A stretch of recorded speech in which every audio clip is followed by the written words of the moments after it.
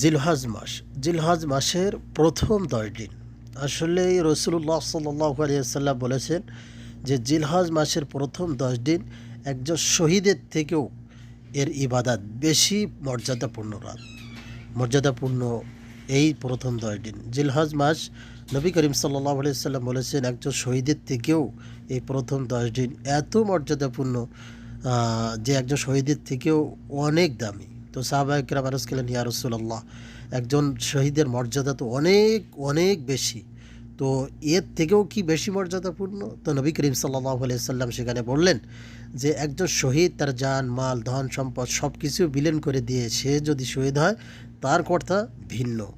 তো কাজেই বোঝা যাচ্ছে যে জিলহজ মাসের যে প্রথম 10 দিন রোজা রাখা ইবাদত করা আল্লাহ তাআলার কাছে অনেক প্রিয়।